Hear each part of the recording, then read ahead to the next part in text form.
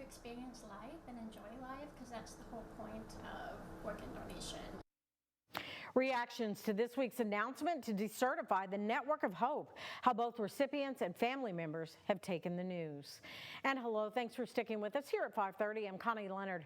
The Network for Hope was decertified on Wednesday by Robert Kennedy Jr. He says they didn't meet federal standards. Our Caitlin Campbell has reaction tonight on the impact.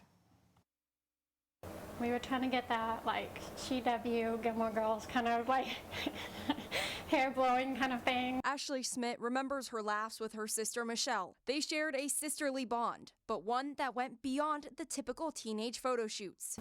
Leaned on each other a lot over the years because we had the same medical issues, so we always understood what the other was going through. Ashley and Michelle are both organ recipients. Ashley received a liver in her childhood, then a kidney in her 20s. Michelle was known as the Snow Baby, the little girl helped to the hospital by the Louisville community during the 1994 snowstorm. Organ donation gives people that second chance to live a normal life. On Wednesday, the Department of Health and Human Services decertified the Network of Hope. Located on Lynn Station Road, it's the organ procurement organization for Kentucky, Ohio, Indiana, and West Virginia, with the mission of coordinating organ donations, working with hospitals and families. It's definitely, scary.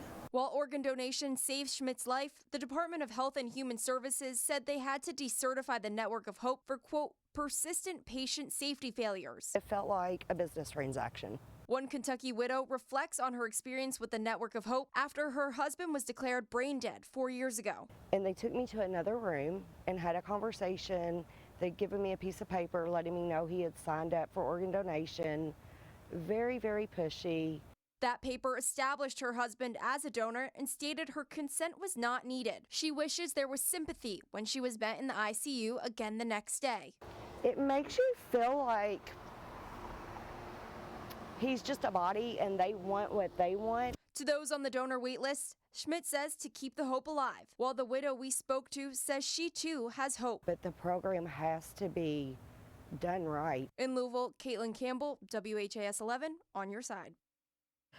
Well, Network for Hope released a statement in response to the decertification saying, quote, NFH is compliant with all OPTN policies and has implemented a first-of-its-kind pause and procedure process.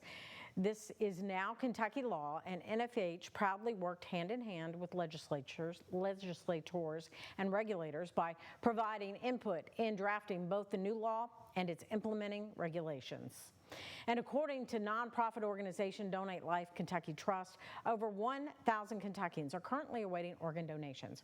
Over 1,800 Kentucky children received organ transplants in 2025. On average, 13 people die every day waiting for an organ transplant. And one donor can save up to 8 lives and provide sight for up to 2 people through organ, eye, and tissue donations.